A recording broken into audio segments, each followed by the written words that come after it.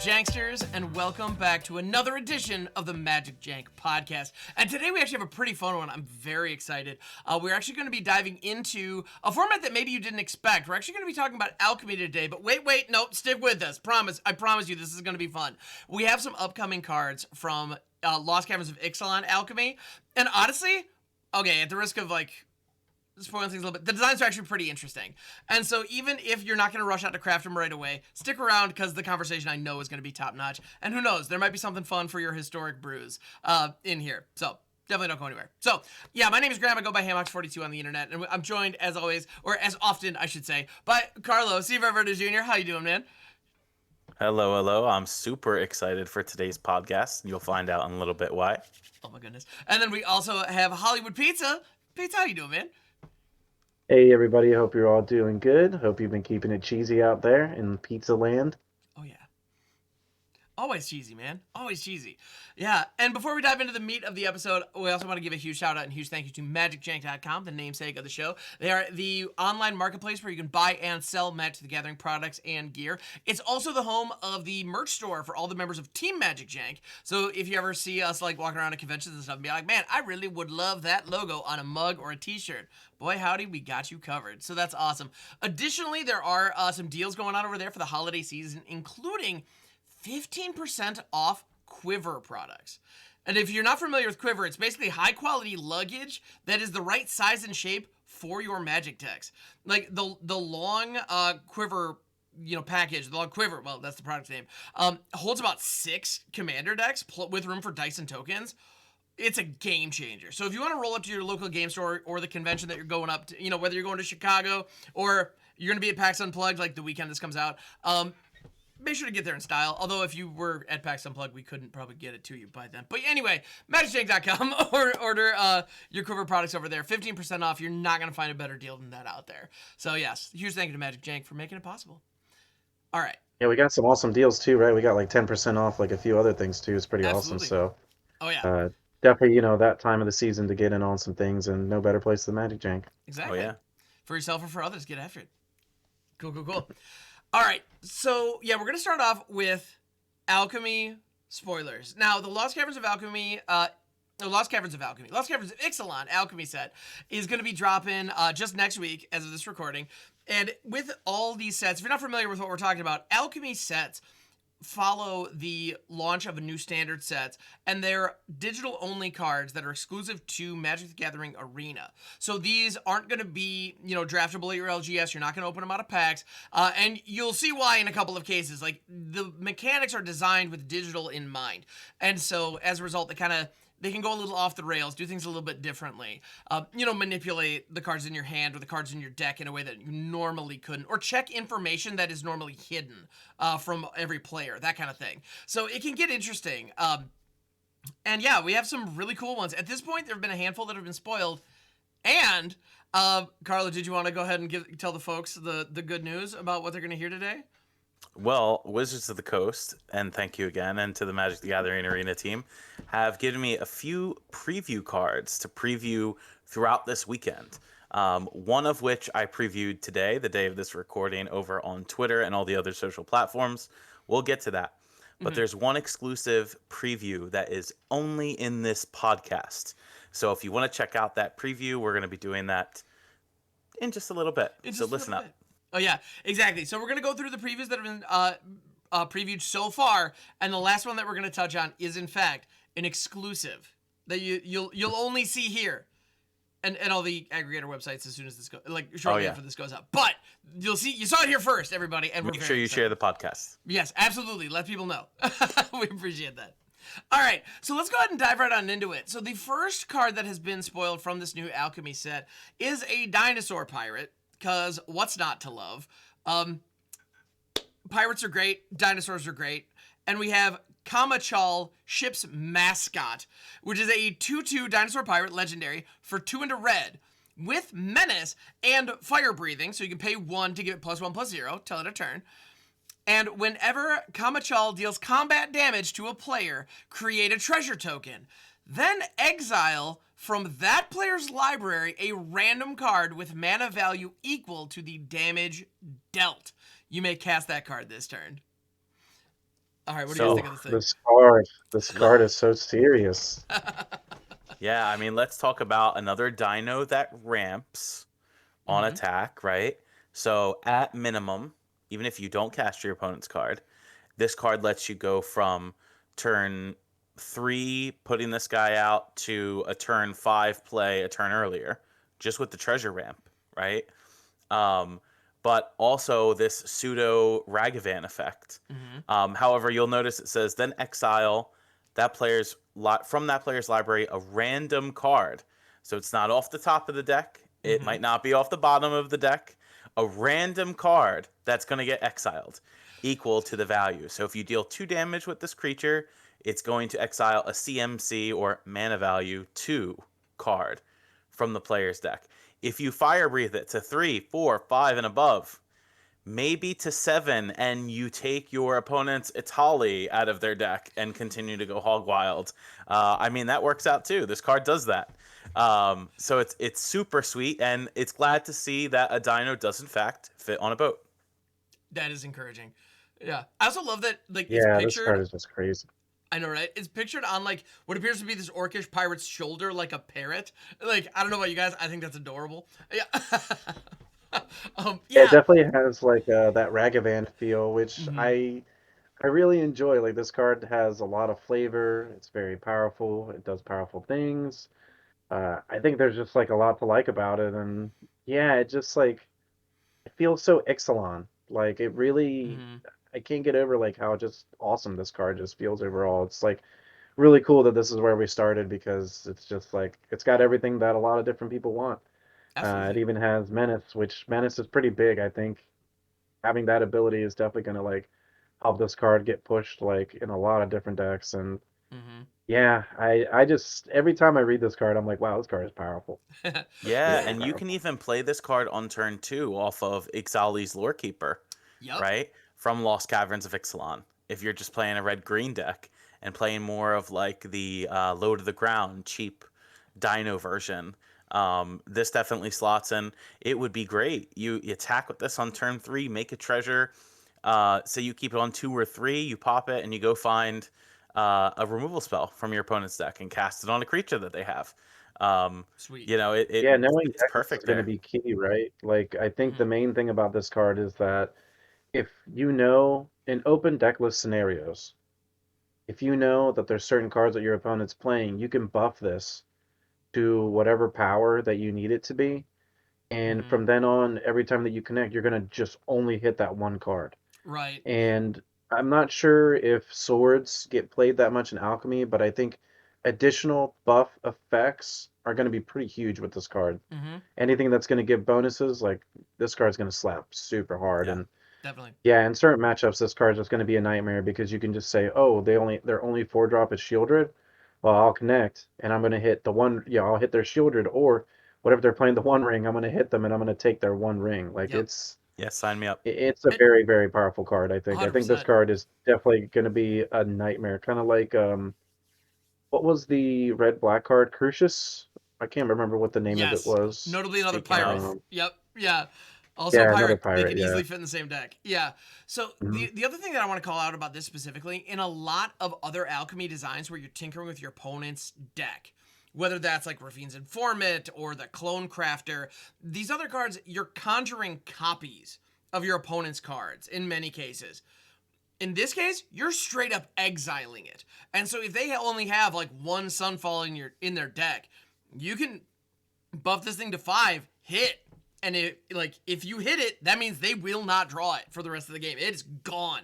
So you get kind of like this weird, chaotic, like one-off surgical extraction element to this too that I think is really relevant. And as a result, we're looking at a 2/2 for 3, and all three of us are agreeing that it's actually pretty good even in 2023 on the digital only client, no less. Like the alchemy is a format where where Shieldred, One Ring. I mean, Bowmaster's been nerfed, so that's not necessarily a factor anymore. But like, we're talking about One Ring formats here, and we actually think this guy can hang. And I mean, we do. That's kind of yeah, I cool. think so. Yeah, I'm very intrigued. Mhm. So yeah, I dig it. All right. So next up, we have a human knight. This is Valiant Bat Rider. This is a 3/3 Human Knight for 2 and a white with flying.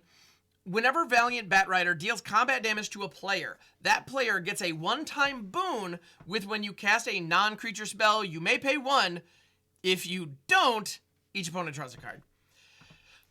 So, yeah, this is an interesting way to affect. If you're not familiar with boons, the way that boons work is... But honestly, it's funny, because a boon is something that exists only in digital. However, in the paper game, we see that stuff all the time.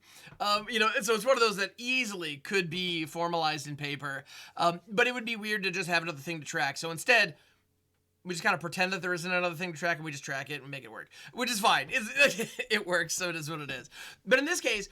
If Valiant Batrider were to tag an opponent, they basically get this... I mean, the boon is effectively an emblem. It's this little thing off to the side. Yep.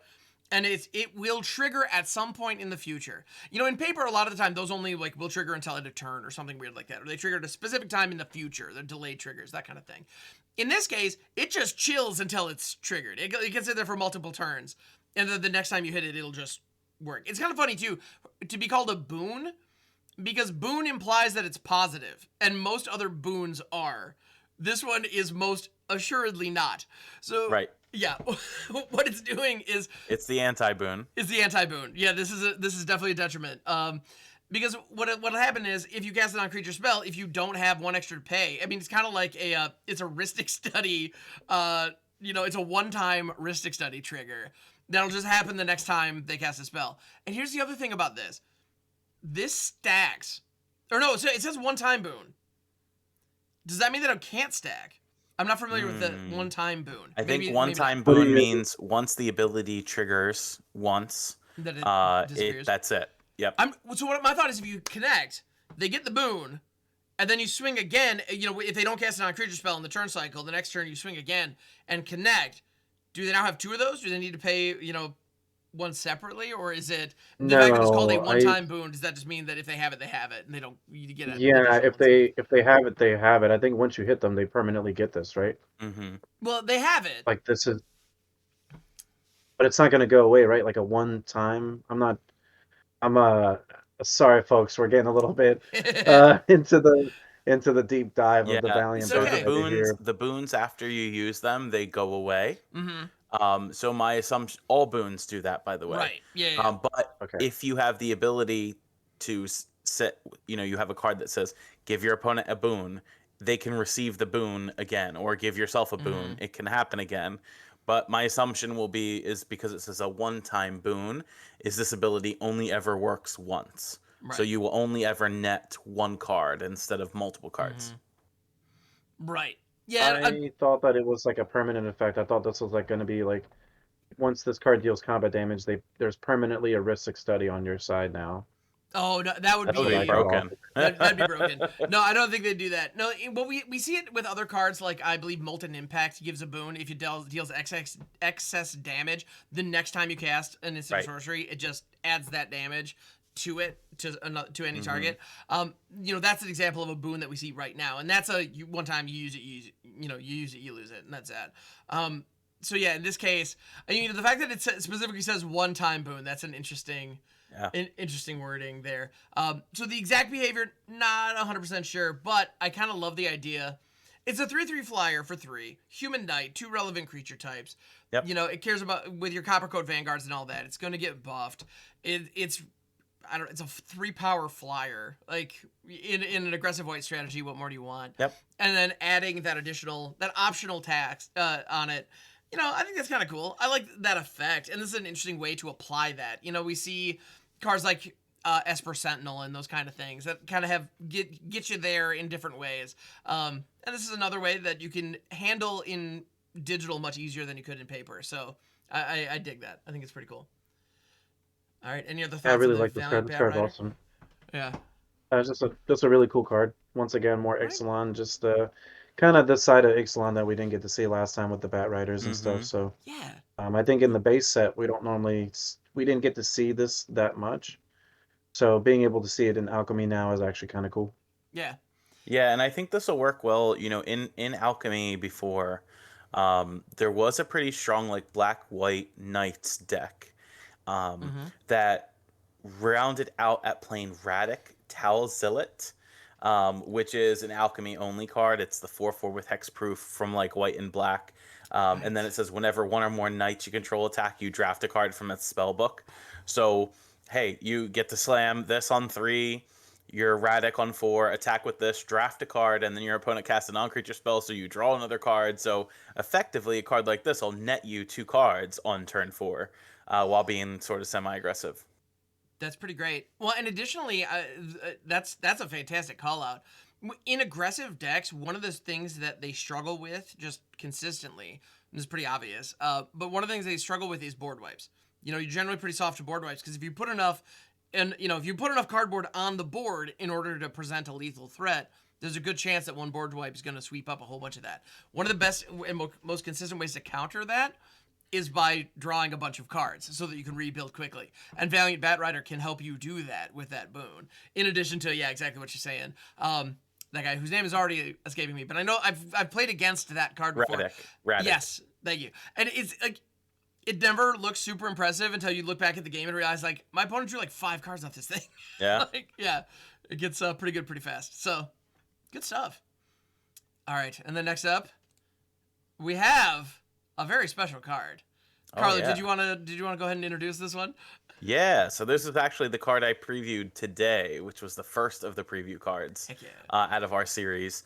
This is Pirates Landing. So if you are a fan of pirates, you definitely going to get more pirates in your life with this card. I mean, first of all, just the fact that it costs 1 red and says draw a card at sorcery speed is already strong with the cards that exist in Alchemy and Historic, right? But it then also says, if mana from a treasure was spent to cast a spell, seek a pirate card instead. So when you seek a in Alchemy, for those of you who are unfamiliar with it, it takes a random card of that creature type from your deck and puts it in your hand. You don't know what that card's going to be until it appears there. It's not the same as a tutor, which either could be really bad, which I doubt with this card because it costs 1 mana, or really good because you can fix the number of pirates you're playing in your deck. So hey, Kamachal that we showed you, that's a pirate. If you spent mana with a treasure, you can get a Kamachal possibly from your deck into your hand. Or let's talk about the other broken card that is a black-red pirate in Crucius, right? Crucius, its ability creates a treasure token. So you could sack the treasure token created by Crucius and go get maybe another Crucius from your deck, or go get another really good pirate, right? So I think this card is insanely good, and not to mention, I believe this also lets you get Ragavan in Historic Brawl, possibly from your deck, if it's the only pirate. So you can use this as a card draw or go to search up Ragavan. So it's pretty cool. The first time I read it, I was like, "There's no way!" Like I read it, and I was like, "This is just a 1 mana tutor." Like, Kinda. there's no way that this is real. Like, I mean, it seems this card is gonna get played. This card's super strong, and even in the worst case scenario, this card just redraws. So you just get like a 1 mana cantrip in your red decks. Like, yeah, I think that this card is the real deal. Yeah, I expect this card to get played. There's so many cards in Alchemy and Historic too that just make treasure tokens. That's probably irregular in just about every deck. But thinking more from an Alchemy standpoint and cards this interacts well with that were just released in Lost Caverns of Ixalan, it makes me think of Kitesail Larcenist, which is the 2/3 flying Ward 1 creature. It's 2 and a blue. It's a human pirate. But when it ETBs, it turns a creature of your opponent's into a treasure token for as long as it's on the battlefield. So using this as some early fodder to draw cards, say you've had a treasure, you possibly seek your removal spell. Oh, speaking of Kitesail Larcenist, here we go. No way. You seek that out of your deck, and you can get a removal spell on top of it. I mean, this is all around sweet card. The fact that this card costs 1 mana instead of 2 is also pretty huge, allowing you to keep a low to the ground, cheap mana cost curve in your deck. Oh my god, absolutely. Well, and the other thing that I want to call out is I love the mention of Ragavan specifically, especially for the historic brawl, because right now, like, there are two kinds of decks that I could see this going into. One is pirate. I mean, there's clearly the pirate deck from Lost Caverns, like the draft archetype that they're clearly trying to boost a little bit, where it's pirates and treasures. Makes sense. Pirates seek treasure all the time, and that's a big motivation. Okay, sure. Flavorfully, I get it. Crack on. And they care about artifacts entering the battlefield. And, like, it's funny. Yeah, the new Lannery Storm combos with her old version really nicely. Like, fun stuff like that. And so, that kind of a deck, this is a cool utility piece that is going to draw you into one of your creatures. Okay, cool. That deck needs a lot of its creatures online. Keep them coming. Sweet. And the other one that I can't help but think about is, like, is it prowess decks? Where you just want to be chaining a whole bunch of stuff, your Niv Mizzets, your Balmors, those kind of things, or your Kaikars if you're nasty, and I love the idea of, like, doing a historic brawl with, like, Niv Mizzet or Kaikar at the helm with this, and, like, you're one of Ragavan in the deck. You'll have other cards. You have plenty of cards that can create treasure tokens. I'm sure of it. They're all over the place now, like you're saying. And so, yeah, if you happen to have this at a time when you have a treasure token, you could use it to just go guarantee you get Ragavan, and you can dash the little monkey in. You're going to have a good day if you do that. Worst case scenario, you just play it as one red, get a whole bunch of cast triggers off all the other stuff you have lying around anyway, and it replaces itself. I can't tell you how many times I've cast Warlord's Fury just because it says draw a card. I don't care about first strike, whatever. Like, just, I don't know, I'm just going to cast a thing, go. Like, hey, cards like, granted, it doesn't exist in Alchemy anymore because Alchemy rotated, but, like, this is an amazing card to go alongside, like, Ledger Shredder. Yes. Just being able to cast 2 cards a turn for extra draw. 1 red for draw a card is a sufficient card by itself without the second part of this. But the fact that you can get something that isn't a land from your deck randomly in your hand is also great too. Yeah. No, really solid. I gotta say, this is a lovely piece that is gonna find a home in quite a few decks. Yeah. I dig it. Yeah, I love the idea of, like, the Is It Spellslinger deck with the 1 bomb pirate that they might be able to spin into with this. Yeah. That's so good. All right. And then... Yeah, this card is pretty nuts. Sorry, yeah. Okay. Next up, we have the Ribald Shanty. This is an instant. This is a 1 and a red for an instant with a type Chorus, which I think is interesting. We haven't seen instant types like this in some time. It makes me think of Arcane. Do we have a splice onto Chorus coming anytime soon? I doubt it, but you can't. OG Kamigawa fans in the house. Yeah, buddy. Yeah. It's like, yes, I know Cultivate is a functional reprint, but Kodama's Reach is better. Okay, which one can you splice? Anyway, never mind. I need to splice Desperate Ritual onto my ramp spells. I can't tell you what. Anyway, Ribald Shanty. Back on topic. Starting intensity 2. This spell deals damage equal to its intensity to target creature or planeswalker. All Chorus cards you own intensify by 1. So the way that intensity works, for anybody who's not familiar, it is a set number that gets assigned to a particular spell, effect, a creature, whatever. And then as that intensity usually can increase in some way. Oftentimes, once you use something, the intensity will increase. That's something that we see a lot. There's a creature with intensity that, like, every time it attacked, its intensity increased. And as its intensity increased, it had a damaging effect that grew. We see that kind of stuff. Or ramp spells where they intensify every turn and you get more mana for each one. That kind of thing. And so in this case, this is an instant that deals 2 damage to target creature or planeswalker. And then all Chorus cards you own intensify by 1. Now, that includes every other Chorus that is in your deck, that is in your graveyard, in your library, you name it. I don't believe it touches Exile, but even then I could be wrong. So, actually, I think it's your own. I think even if it's in the Exile zone, I think it would still technically intensify. And so what that means is, even if you only see 1 copy of Ribald Shanty, if you cast it, it goes into your graveyard, and then somehow give it flashback with, like, a Snapcaster Mage or something like that. And then you cast that out again. The first one only dealt 2 damage. Next one deals 3. And then if you draw into another copy, it's going to deal 4. So you guys kind of get the idea that it buffs as you go. I do want to note, it says all Chorus cards you own intensify by 1.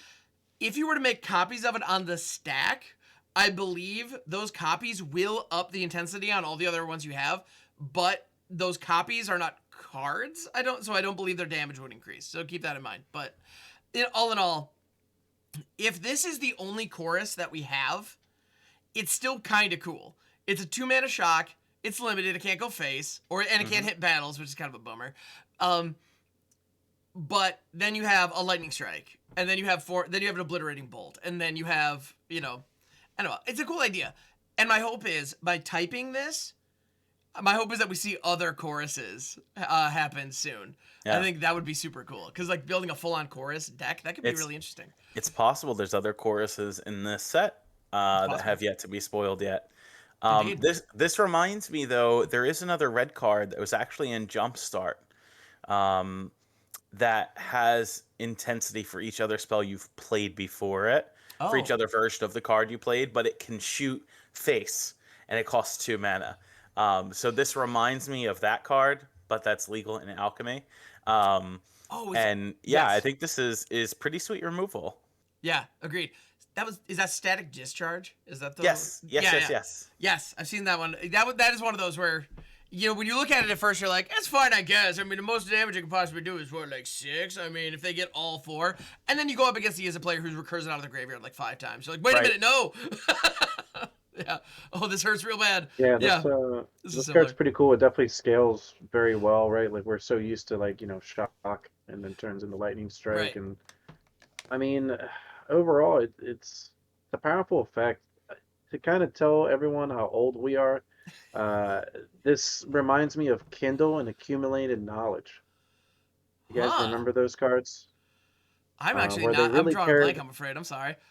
Accumulated knowledge and Kindle care about the number of those cards in the graveyard. So let's say I play Accumulated Knowledge. The first one is I draw a card.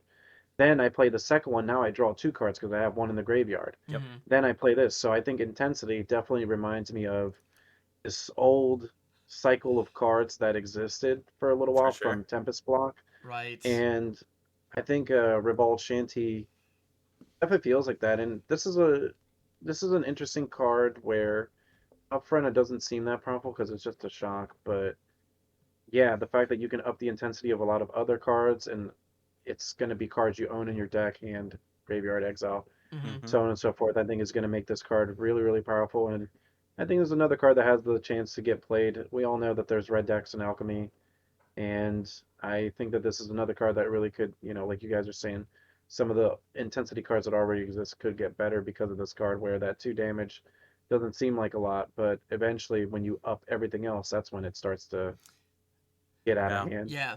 And this card will be pretty good in the draft, because when Lost Caverns of Ixalan Alchemy comes up on December 5th, so that's this upcoming Monday, you will have the ability to draft this set, and on the ranked ladder even if you want.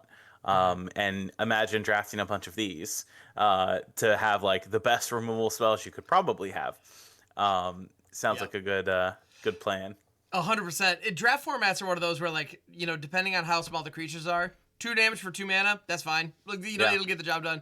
And this has the potential to be much more than that, especially if the other people at your table don't respect this card, and you end up with like 3 or 4 of them in a draft deck. That could get out of hand real fast. But yeah, I think the fact that this doesn't go face, and the fact that it starts with only 2 damage for 2 mana, like, that is kind of lackluster, and it's like, it doesn't check as many of the burn boxes. I feel like this card is going to be good if there is chorus support. And so we still have a couple of cards that we haven't seen yet. I'm very eager to see what those are. Fun fact, actually, little peek behind the curtain. At this point, Carlo has seen one more card than we have. So he might know something we don't. And I'm not... So I'm going to keep an eye on that coverage, and if another chorus card comes up, I'm going to be very happy. I'm like, called it! Oh, yeah. Just saying it now. In any event, but at the same time, given the way this is templated, I anticipate there will be at least one more chorus card in this set somewhere. And it will do something. And I have no idea if it's even going to be red, what color it's going to be. Who knows? So I'm very excited to see what that is. Given that Could be creatures. Yeah, I'm thinking given anything, that right? Like, was... I'm sorry, what was that? Could be creatures. Could be anything. Could be. Yep, exactly. So, given that in Ixalan, was the pirate, theme, I'm guessing if there's another chorus, if there's only one other chorus, I'm gonna guess it's blue, and you draw cards based on its intensity. That would be if I had to take a shot, that's what I would guess. And if that's the case, then all of a sudden this thing boosting that, let's go. Like that could get out of hand real fast. They have that one blue card that's legal in Alchemy. It's like one blue draw card, right? And then intensity, and when the intensity is on a certain number, you take an extra turn after this one. Like what? Yeah, the intensity I think has to be 4. You just keep recurring it. Yeah. Yeah, and again, it's one of those that it looks like, oh, you'd have to draw all 4 copies in your deck. It's like, yeah, no, that's not how that works. Yeah. But anyway, so I'll be very interested to see what happens because the potential and the upside for this could be really high. So I'm intrigued.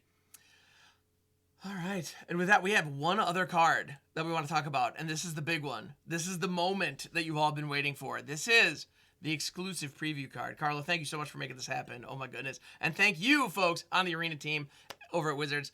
Y'all are the best. It means the world. Thank you for thinking about us. Oh my goodness, you rock. Yeah, yes. Thank you so much to Jesse Hill and the rest of the Arena team and Wizards for giving me a couple preview cards and one of them to be able to preview here for you on the MagicJank podcast. So without further ado, this one is a rare that's coming up in the set, and this is Propagator Primordium. It is a 3/3 fungus for 1 and a green, so great baseline stats. When it enters the battlefield, you get to conjure 2 cards named Propagator Primordium into your graveyard.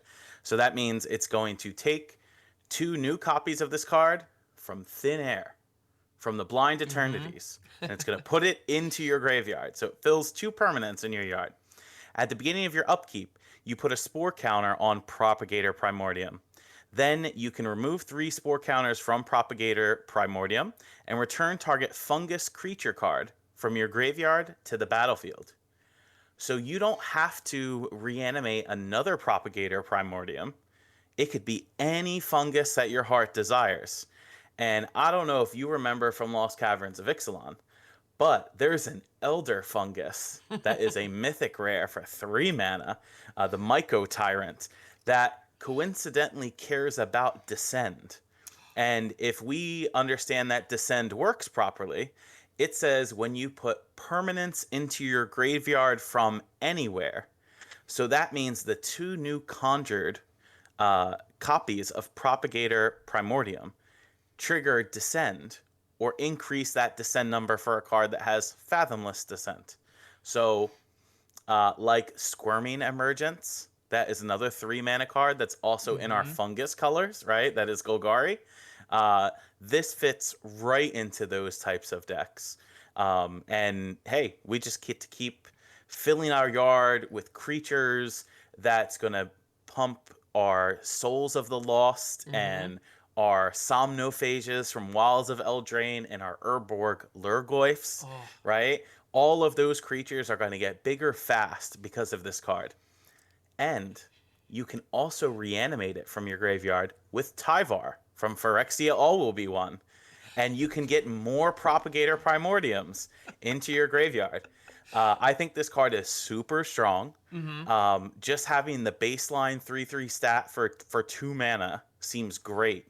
And I definitely think we're going to be able to see some type of self-mill strategy or fungus deck that is able to arise from this particular card. Heck yeah.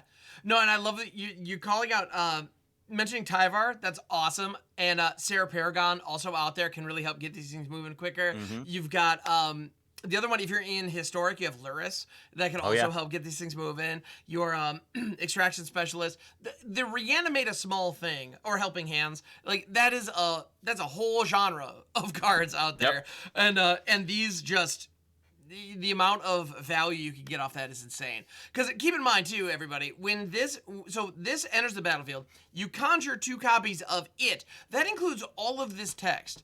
That's not a vanilla 3/3 for 2 that you're just throwing in your graveyard. And so when that thing comes back out, it then conjures 2 more things back into your graveyard, and those counters are starting to uptick. Obviously, you can even proliferate those if you have that going on in your deck anyway. Which, if you have Tyvar, why not, right? Right. So if it fits, great.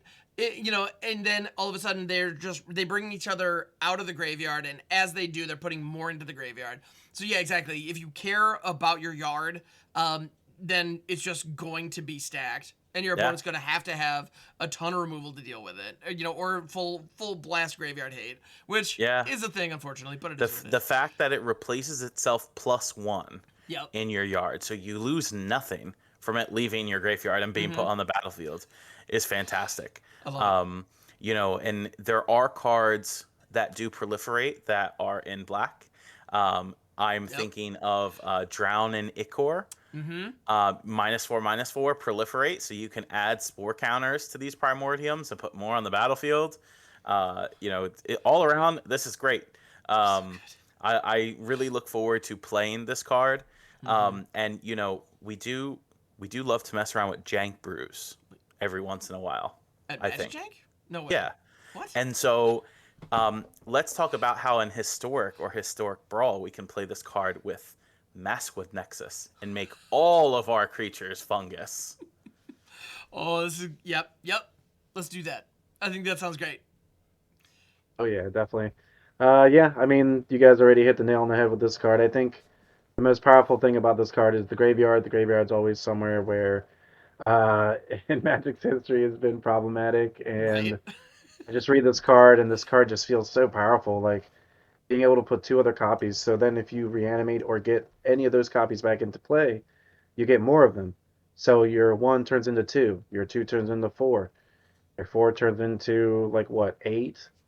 And so on and so forth. And then before you know it, that Squirming Emergence is getting back like a Phyrexian Portal, Oh, easy. and Yep. you're doing some pretty busted things. And then you're getting more Propagator Primordiums back from the graveyard. So overall, yeah, this card's just super, super powerful card. Super cheap, efficient, good stats, kind of just has everything going for it. And I feel like this is a glue card for the Descend decks that we're Yes. not going to get in Standard. That we didn't get in Standard, should I say. Yeah. But overall, so far, all the cards so far that we've seen today in the podcast are definitely cards that I would expect to get played in Alchemy, considering their power level. And this card definitely joins those ranks. I mean, I love green. This is definitely like a card I would play. It's already just good on rate. So, I mean, it's really, really powerful. I expect to see this, and I expect people to complain about this card. I know that I'm going to hear someone say, oh, this card is so powerful, and like they just keep getting more and more in the graveyard, and then it's Listen, really, really good. I I'm expect it to be good 100% in other ready formats. to jam this card with the Micro Tyrant. And Sure. you haven't really seen Micro Tyrant out there in Standard at all. And not saying that it's not powerful enough for Standard. I'm sure some folks are playing it out there, and it's a great card. But this is the home for that card. Oh yeah. Yeah, and I love calling that kind of the glue for the Descend deck. Yeah, I completely agree. It just your yard's gonna be absolutely full. What I want to find is some kind of mass reanimation with this. I've been kind of playing around a little bit with Bringer of the Last Gift. It's not competitive, but it's fun. Yeah. It is a living death kind of format, or a living death effect that's legal and standard. But where living death costs 5, this costs 8. So, which is honestly a far more fair cost for that effect. But whatever the case may be. My thought is, once I have 6 of these guys in my graveyard, I want to be able to pull them all out at once. Because then as those 6 enter, 12 get put back in my yard. I mean, Let's play Haunting Voyage, right? Yeah, there you Voyage go. gets them all out of the graveyard. Yeah, Haunting Voyage, naming Fungus. Yeah, that sounds good. I'm good with this. Oh Yeah. man, the jank Crypto is ready to Agademe. flow. Or again, Crypto- Mask with or- Nexus. Yeah, things can get silly. Yeah. What is the Agadeem's called? Agadeem's Awakening, Yep. right? Can't you Agadeem's, or is Agadeem's Awakening for each one of each? So maybe It's you one of can't each get mana them all cost. So back. yeah, Agadeem's mana Awakening, cost. you'd only be able to grab one of these, unfortunately. Yeah. But if you make them all fungus and they all have different mana costs and creatures in the yard, you're golden. Then you That's can, true. things Yep, can get that's silly. true. Absolutely. So yeah. No, I love it. I love the idea of filling my That's yard as I sweet. fill my board. It's all I ever wanted. Yeah. So Wizards, thank you for making this dream a reality. Oh. Yes. Thank you. Thank you. Yeah, this is just a really powerful card. I can't get over like how strong this is. Like just being able to get some cards automatically in the graveyard. Like every card that we've seen today has had to do with kind of like a different way of seek Mm-hmm. or like conjure essentially, and I think that's cool. It's like design space that we don't normally get to see in the paper Mm-hmm. realm, obviously, um, and it definitely makes for like some interesting gameplay. Mm-hmm.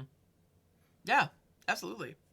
Yeah, and Conjure is one where I think we can really see it. The idea that like a card was not here a moment ago and now there is. And we see it in paper with tokens. Like that's obviously a thing. But tokens can only exist on the battlefield. They can't exist in any of the zones. Right. Well, these are cards and totally can. And Yes. yeah, and things can get silly. It's a lot of fun. Yeah. Yeah, the idea of like shuffling conjured cards back into your deck, like that's the thing that could happen, and who knows how that might affect things.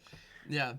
Yeah, I mean, pretty cards cool. like this remind me of Oracle the Alpha, obviously Yep. the bird Sure. that conjures Power 9 into your deck. Mm-hmm. That card was so fun to play with, and it's still fun to play with.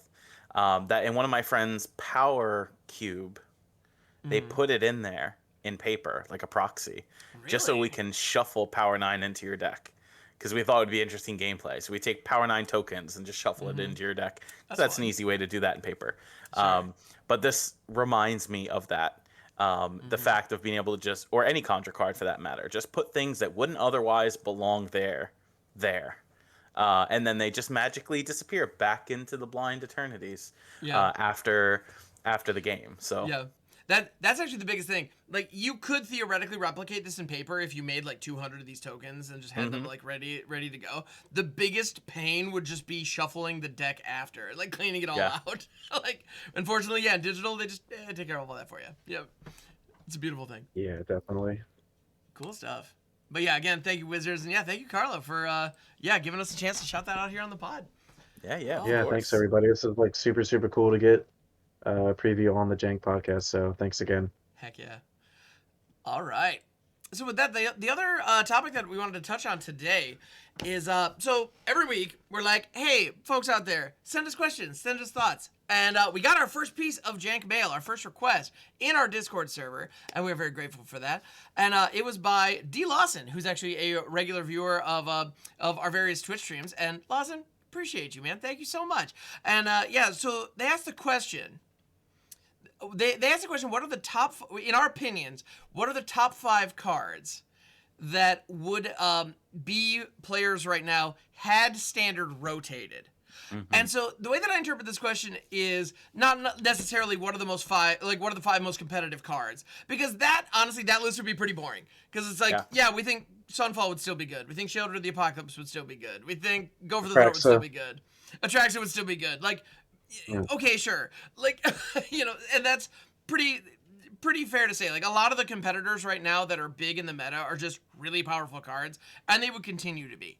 So kind of in the spirit of this question, what I think would be fun to talk about are some cards that we think would see play had rotation occur that are not seeing play now. Like, what are some underperformers from these newer sets over the last year or so that haven't had a chance to shine that maybe would have had rotation happened this past year? And so, yeah, Carlo, I know you had a couple in mind. Which ones were you thinking of? Yeah, so cards that I would like to see played more that I think aren't played now because rotation didn't happen are the Urzas from the Brothers War. So that is Urza Lord Protector, that melds with the Might Stone and Weak Stone, right? It's a artifact-based strategy card, even though it reduces your instants and sorceries by 1, 2. But it lets you meld for 7 that turns you into a big planeswalker that has infinite abilities. Yeah, and there's Yeah. also Urza Prince of Krug, Mm-hmm. that is 4 mana. 2 a white and a blue. Artifact creatures you control get +2/+2, and you can pay 6 to make a token copy of an artifact you control, but it's a 1/1. And the reason I mention these is because in Ixalan, Lost Caverns of Ixalan, there is a pretty strong synergy between blue-white artifacts that meld really well in strategy with the blue-white Brothers War artifacts. But they're not No pun really intended. right. But they're not really playable together now because of tri-lands that exist, which enable the domain deck to be really good, which enable Sunfall to be fantastic. Let's add Leyline Binding because of the tri-lands, plus up the Beanstalk, which generates you too much card advantage, right? Yes. In fact, I was playing a deck the other day, and shout out to Lewis from stream who submitted to me a really neat like glyph aggro deck Mm. that is with um, Zoetic Glyph from Lost Caverns of Ixalan. That's a 3 mana uncommon enchantment that turns an artifact into a 5/4 base power toughness. And when Zoetic Glyph leaves the battlefield, you get to discover 3. And the reason I mention this deck is because you can play lots of small creatures like Ginger Brute and Malcator's Watcher and Market Gnome and Patchwork Automaton, which is from Neon Dynasty, believe it or Mhm. not. And to round out with a 4 mana cost Urza Prince of Krug to then buff your team on top of that, or make copies of Ginger Brute late game, or make copies of a removal spell like Dusk Rose Reliquary, also from Ixalan. Sounds great to me. And unfortunately, you can't go wide up to turn 4 because then Mhm. you get wrecked by these cards that are possible because of such good mana that exists. Mhm. In opposed to having two color strategies, you have these 5 color strategies that can just work all over the place. Um, so that combined with Ursa Lord Protector, being able to play that sort of artifact aggressive deck or reduce costs for your artifacts and melding into a big planeswalker isn't possible because of non-rotation, in my opinion. Yep. I love Mhm. these cards. I would love to play these more, um, but we are dealing with the 3 year now extended standard, and Mhm. we'll see how these cards end up fitting in. Yeah. Definitely. I think for me, uh, I had a couple picks as well. Like Yeah. my, obviously we got the 5 cards, but one of mine was the Virtues. I legitimately think that the Virtues are all really, really powerful cards that we saw from Eldraine. Mhm. But unfortunately, because there's already other efficient spells that do very similar things, I think that the Virtues are cards that just aren't really seeing any, like, they're not seeing as much play right now. The only one that sees play is the white one. I see. And I think with, Well, yeah, virtual loyalty does see quite a bit of play. I see virtual mhm. persistence quite a bit as well. The black one. Yeah, Yeah. yeah, the black one, but we don't see the red one. No, We don't really that's see the fair. blue one. And of course, the green one isn't Green maybe one's like not as amazing. Yep. constructed playable, but Yeah. I would have definitely expected to see the red one a lot more. Mhm. But I think because of the fact that some creatures didn't rotate, there's no like small aggressive deck right now, mostly because the mid-range fest still kind of exists. So I think that cards Mhm. like the Virtue of Courage don't like exist; they just aren't around. And to the same degree, just like you guys are saying, because you can't really go wide and kind of expect to keep your creatures around.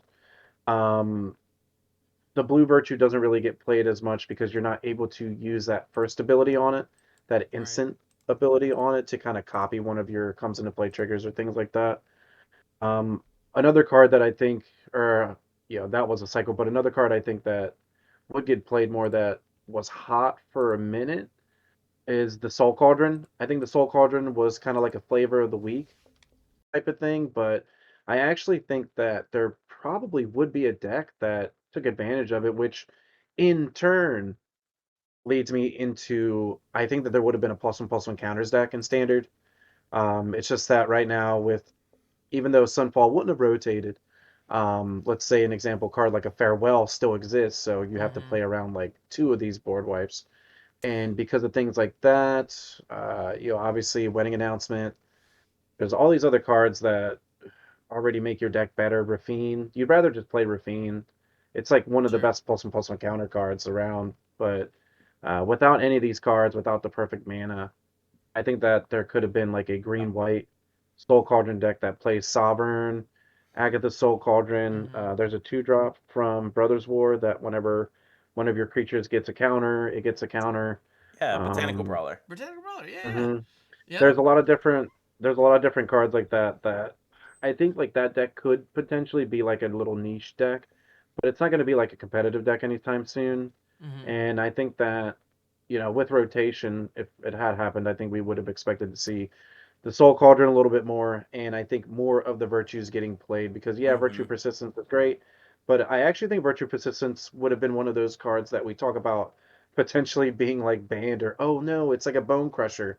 Where right now it's not as powerful because there's obviously other creatures that are bigger than just Hmm. Yeah. -3/-3.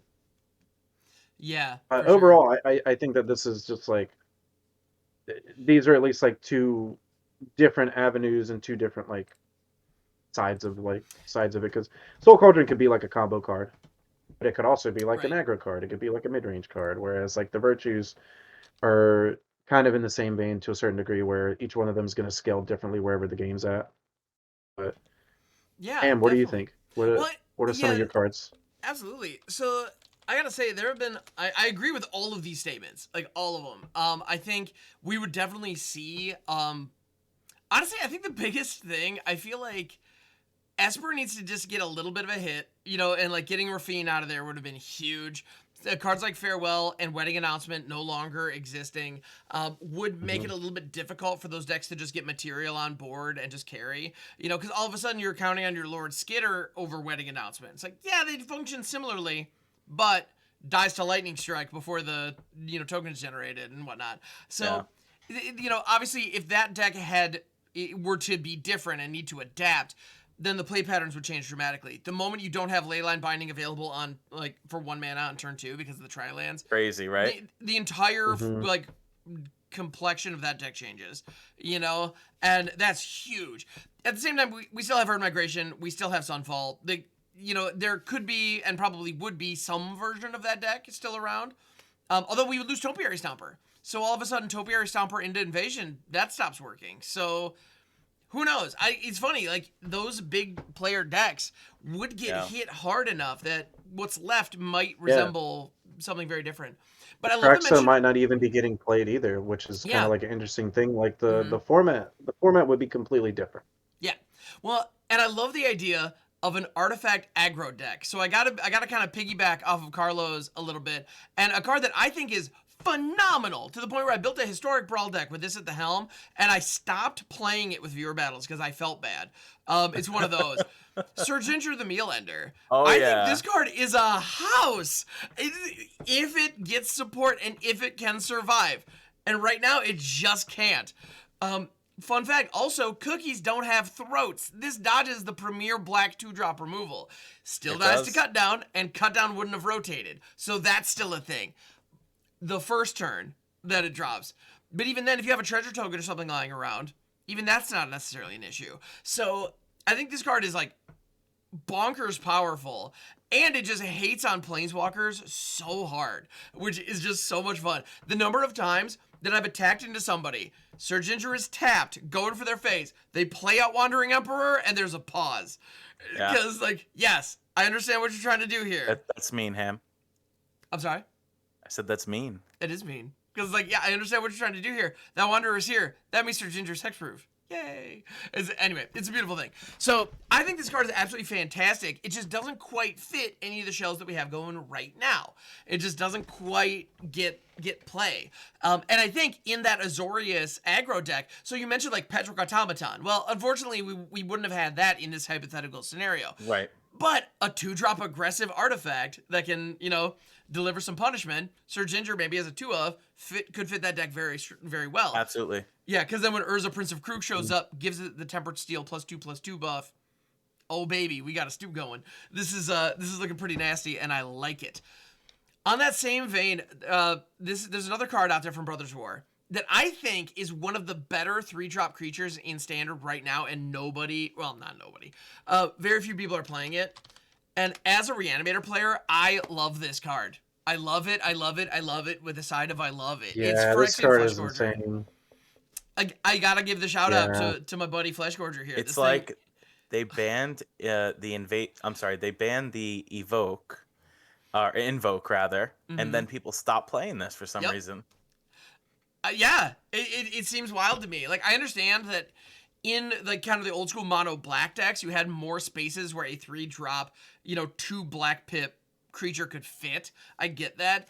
And right now, it's also competing in a slot against cards like Skitter, cards like Graveyard Trespasser, which I think a lot of people prefer, because that ward is so strong on Graveyard Trespasser, and Graveyard Hate, and Pings, which is all good. So, like, I understand that. I think if Graveyard Trespasser was no longer competing for that slot, And some of the other threats and some of the other powerhouses that we see in this format were to suddenly disappear.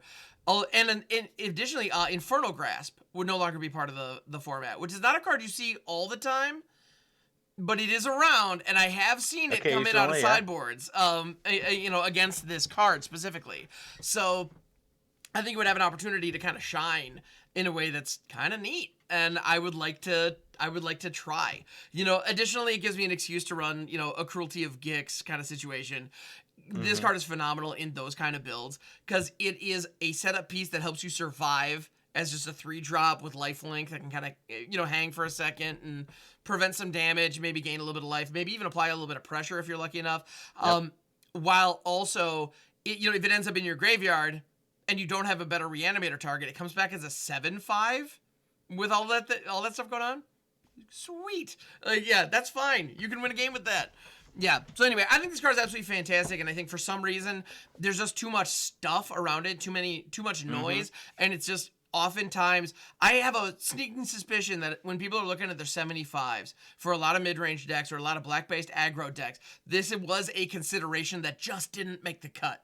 For And sure. so, yeah, I have a feeling that if there was just a little bit less going on, it would absolutely be a part of those decks. Yeah. So those are kind of my thoughts as far as the cards that aren't seeing love right now that probably should. I think another one that I personally think that the graveyard is something that's not touched that much in standard. And for me, there's two big picks. I actually recently had a video on Squirming Emergence, which was a card that I think Carlo touched on for like a little bit earlier when we were talking about the descent strategies. I think Squirming Emergence is absolutely insane. Like I was reanimating like Portal to Phyrexia, the Virtue of Persistence, things like that. So I think that this card would have been really, really strong. Yeah. Overall. And I think that Cruelty of Gix is actually an underplayed card, and I think that what would have happened is without the domain cards, I think that the Atraxa decks would have ended up being Cruelty of Gix decks, where you're trying to get Atraxa into the graveyard as soon as you can, and then with all 3 abilities on Cruelty of Gix, which leads into my other point of Planeswalkers. Can you imagine a world where rotation happens and Planeswalkers are actually playable again? Control decks can play Planeswalkers, and all of a sudden they're like a card type. And you need your Cruelty of Gix to either take the Planeswalker in the control matchup, or you use the Cruelty of Gix to take the creature in the aggro matchup, or the mid-range matchup. And then that second ability on Cruelty of Gix, you get to look for any card, and obviously the last ability, essentially reanimate target Atraxa or Atali, which also would have been still in standard. So I think Cruelty of Gix is one of these cards that is underplayed right now in standard, and I think a lot of it has to do with rotation, and everyone is still pretending that there's unlicensed hearse in the sideboard, which most people have taken them out. I haven't so seen. don't worry I about can't it. remember the last time I saw an unlicensed person standard. Yeah, the only card you really have to worry about is Graveyard Trespasser, and that's a card that you can play around. So, yeah, I think And this you see card should Skitter sometimes be too, played but way instant more. speed removal deals with that. Yeah. Yeah. Yeah. And real quick, just one more. I think this is my 5th one. Is Aftermath as a set. I think that Aftermath is an afterthought, and I actually think that that's a big, big mistake in a lot of players' minds because of cards like Ob Nixilis and All Will Be One. Like, I think that that could have been a real combo in Standard had there been rotation. There would have potentially been a world where Ob Nixilis gets played. Maybe you play a deck that plays all these little ping effects. You can play Chandra, you can play Flick a Coin, you can play so on and so forth. There's so many different, 1 damage spells and abilities. With coupled with All Will Be One, that maybe you can build this combo deck, and then you play more Dracosaur. You can still play your Shieldridge. You can still play Urborg Scavengers, which was Yeah. potentially going to be the Graveyard Trespassers replacement, but Yep. just didn't end up doing that because, That's another well, one that is a good Graveyard shout. Trespasser Yeah. never left. So Yeah. I think the Aftermath as a set, I think doesn't get enough love in anything because it got overshadowed by so many sets this year. But I think that there's a lot of hidden gems in that set, including cards that once again go into the +1/+1 counter deck, or there's a lot of like random enchantments that are still really good. So I really think that there's the reanimator strategies and other combo decks that potentially would be existing had there been a rotation. Absolutely. Carlo, what you got some more on Mhm. the mind that maybe you feel like maybe should get played now or would have gotten played? Hmm. I mean, I really, like I said, the Urzas have been Mhm. something that I've wanted to play. And on that same sort of mode, like having the Mishra and Phyrexian Dragon Engine not be a thing right Blows my mind. now seems Yep. crazy to me because Mhm. Phyrexian Dragon Engine is like an okay card, but Mishra Claim by Gix is an infinitely good card. That's just outclassed by better drops, Mhm. or outclassed by the big ramp strategies. And also having as much mass removal as we have in standard right now pushes this card back because you want a bunch of creatures out with Mishra so you can get the attack trigger. Right. Um, this card can't function well just by playing cards like Oni Cult Anvil to make 1/1s. Um, Also competing now with that of Nixilis on 4 mana, Mhm. right? Um, it's kind of hard when you're playing a black deck to not play Shieldred, the Sure. Apocalypse. Yeah. And I'm not saying that Shieldred Apocalypse is too strong for standard, because I think everyone's way past that argument. Like, you can just Mhm. kill the card. Yeah. Just in the same way you can kill Mishra. But if you had to pick one of the two, to be better, the 4/5 with Death Touch that gains you life and makes your opponent lose life without having to attack is better, right? In a vacuum, Um, absolutely. Yes. yeah. Yeah. So, but I would love to be able to play these cards in particular. Mhm. Um, Yeah. Good I call. I think we're missing out on cards like those, and at the same time, I think we're also missing out because we're playing more ramp strategies and removal strategies, the two swords from being able to be played in standard, whether in the main or the sideboard. I've seen occasional aggro decks where they are sideboarding them in, and mostly only sideboarding in the Sword of Fortid Frontier. That's Mhm. the red green one, simply for protection against mono red. Right. Believe it or not. These But cards are so insane, Carlo. Like the blue black one, both of them are insane. I've been yeah, playing a ton of them. The rest of my deck that I've been playing it in isn't that good.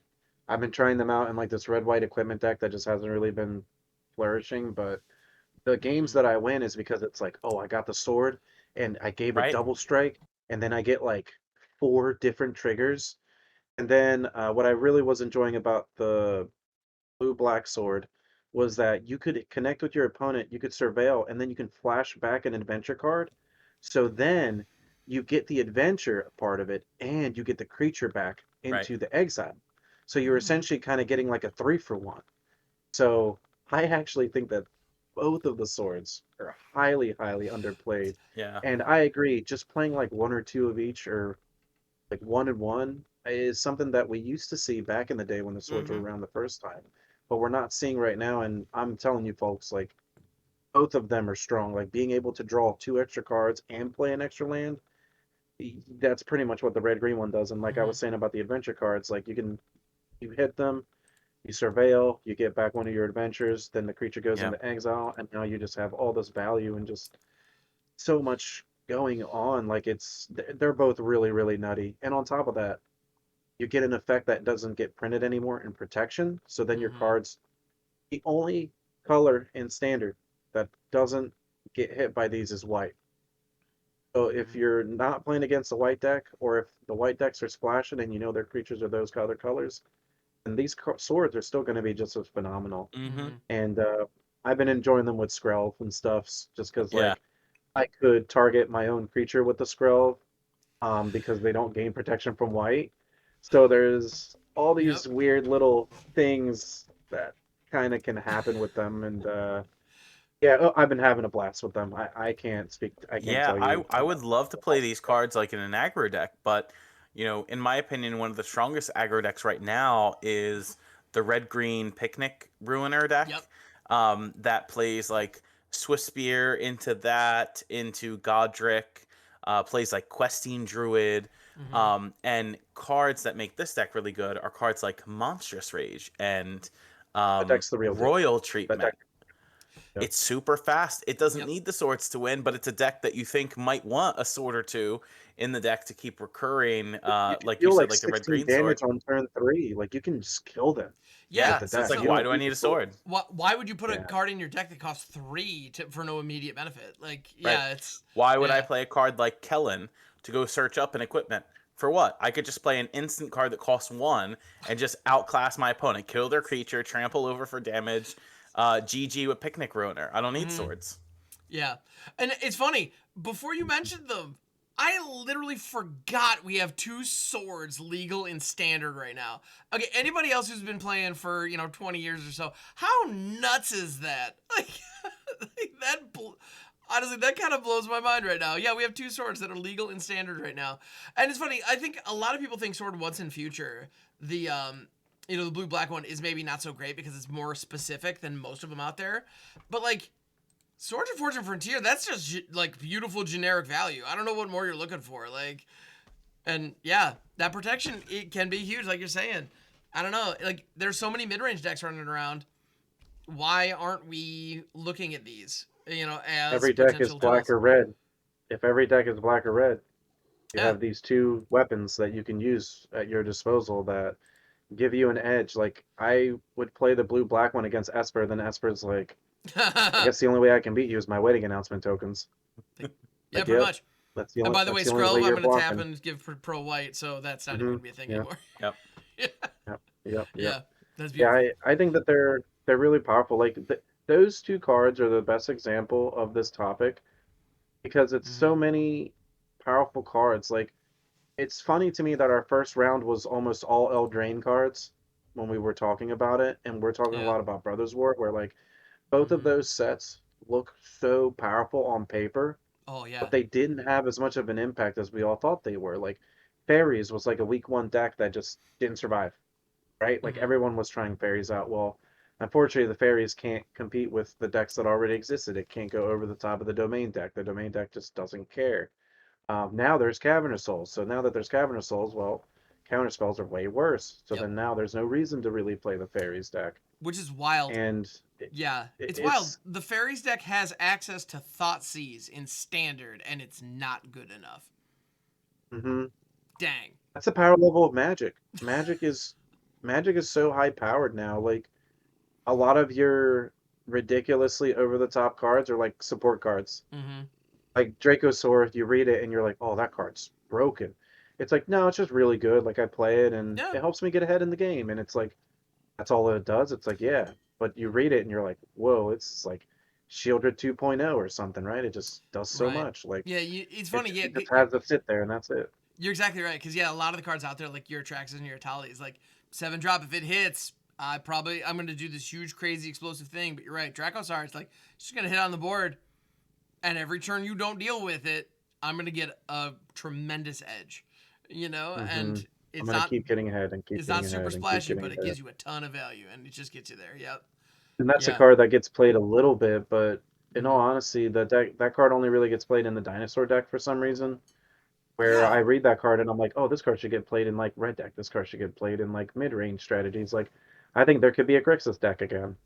I There think could there be. could be red black. I don't get why there's not just red black mid range that plays the multiverse card for go over the top. Like I, And mid range Jund. I mean, you can go Glissa into Mhm. Sheoldred into Dracosar. Like your opponent's not gonna have removal for every one of those, right? Like something's got to Yeah, stick.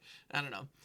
Yeah. I think Corpse Appraiser is another card that was used to get played a ton, and then once Invoke got banned, it fell off the cliff. But I think Hmm. Corpse Appraiser is just as good as it ever was. Yeah, It's that one just that everyone actually. kind of stopped playing that card. Yeah, that one would have rotated. So kind of for the premise Oh that yeah, we're that's working right. with. Sorry. Yeah. Yeah, no, you're Sorry. Yeah, fine. that's right. But Yeah, like, yeah. you're absolutely right that I'm that thinking of like card never I'm thinking stopped of like being good. underplayed cards now. Yeah, Yeah. that card never stopped being good, but the bans hit that Grixis deck so hard that it just that Corpse Brazier was just homeless. It just didn't have the support. Yep. Yeah. There's just so many cards. Like I think Eldraine is a set that really just kind of took it a little bit too hard, and it seemed really powerful, but we're just not even seeing the adventures.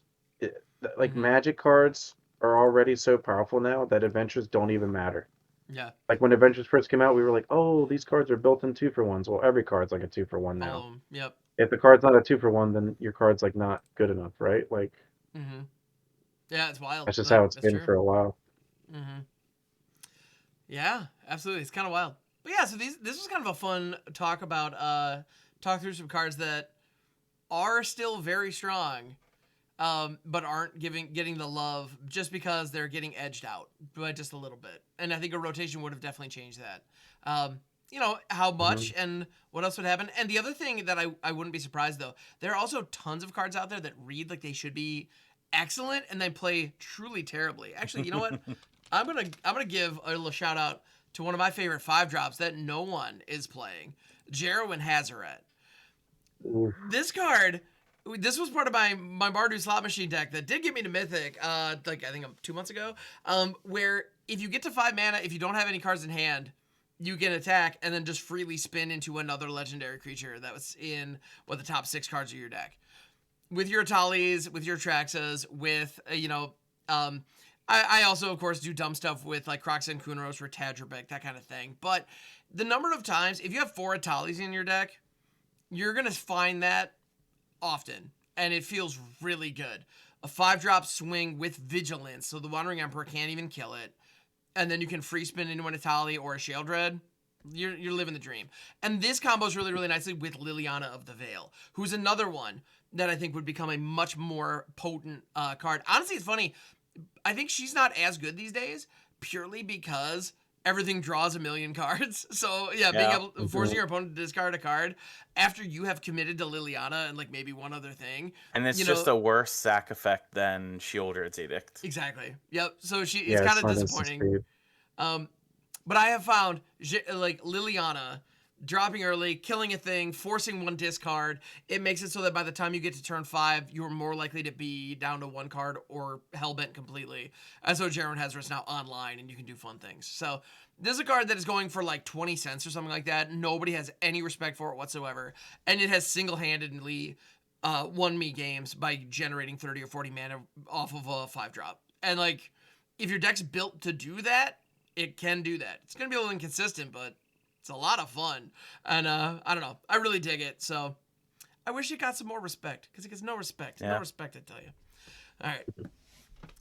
So yeah. So I don't, unless we have any other cards that we can go ahead and, bring it in for landing. Lawson, thank you so much for that question. I That was a think there's really just good like one. so many. Oh, so many. Oh yeah, There thank are you so much, dozens. Lawson. Yeah, there are absolutely dozens that I'm sure if we stop and like think through. So for you, dear listeners, if you're watching here on the YouTube channel, feel free to leave a comment below with what cards you think are underappreciated that would see some play or should see some play. Let's say if rotation had occurred, what do you think might rise to the top? That especially like ones that people aren't expecting. Like, give us those hot takes. We want to see them.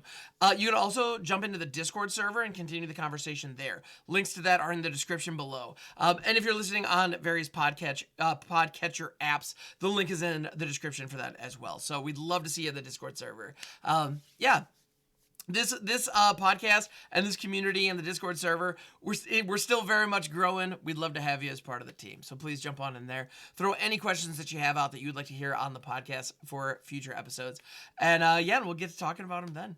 So yeah, thank you so much for sticking with us. So before we go, let's go around the horn, gentlemen. Where can people find you on the internet and what can they expect when they get there? So Pizza, let's start with you, man. You can find me on twitch.tv/HollywoodPizza. I stream 4 days a week, Tuesday, Wednesday, Thursday, usually around 5 or 6 in the morning. You can also find me Sundays. I host 3 free tournaments a month, all free to play with cash prizes. You can find them 1 p.m. Eastern Standard Time on Sundays as well. You can find me on YouTube, Pizza Box MTG. That's the name of the organization that I run the tournaments under. But you can find that on YouTube, and you can find me on all the socials on Twitter, at PizzaGoif and at PizzaBoxMTG. Heck yeah. And just as a note, you may know that, just so that folks listening do know, there is currently a direct challenge bug on Arena. We've been pestering a ton to get that fixed. We're not going to go into a huge diatribe here, but just know that is the reason why, if you look think, man, why there hasn't been a pizza box that's fired for a little while. It's because there is literally a technical issue that is preventing them from firing. The moment that is fixed, they will be back. So Oh, follow yeah. Pizza Box on all the things. There will be much fanfare and excitement when we're able to get back to it. So yeah, the Pizza Box Yep. will be coming back soon. We assure you, as soon as we're able. So yeah, Yep. want to just make a note of 100%. that. Yeah, absolutely. And Carlo, how about you, man? Good shout out. Where can people find you? Yeah, so you can find me at _Junior, the same handle that is on your screen, on all social media platforms, whether that be Instagram or Twitter or TikTok or Threads, because that's still a thing. And I do stream on Twitch about 4 times a week, typically like Monday, Tuesday, Wednesday, and then I do Saturday or Sunday or sometimes both, depends how frisky I'm feeling that week. But you can check me out over there. Primarily, my content is focused on standard gameplay. And I climb the ladder playing viewer-submitted decks every month. So if you want to check that out, go ahead over there. And I know we did preview a card here for Lost Caverns of Ixalan Alchemy Edition. I have 2 more preview cards that are going to be coming out throughout the weekend, including 1 more uncommon and 1 mythic that's on its way. If you want to check out where I'm going to be previewing those other cards, you definitely want to go to Twitter. Definitely want to go to Instagram and TikTok. I'm going to be making videos on all of them. And on Saturday, I'm going to be revealing the Mythic card live from PAX Unplugged in Philadelphia. So make sure to check that out. Oh yeah, you're not gonna want to miss that. That's fantastic. Love it. And I'm Hambox42 on all of the things. I stream primarily on Twitch, twitch.tv/Hambox42. I also have an independent YouTube channel and a whole bunch of other collaborations. You can see information for that on my link tree in the description. So if you want to hear me flap my guts about Magic cards, there are ways that you can do that. One of the many services I offer. So yes, thank you so much, gentlemen. Thank you again, Wizards, for supporting. Supporting us with that preview card means a lot. We really appreciate it. And Yeah, again, huge Carlo, shout outs. Thanks so much. oh my goodness, absolutely. And Carlo, thank you for sharing that one with us here on the pod. Oh my goodness, I was so Oh excited. yeah, I was happy to. Yeah, that's amazing. Yeah. All right, and thank you, dear listeners, for keeping with us. It means the world. So yeah, until next week. Later, everybody. Stay cheesy, y'all.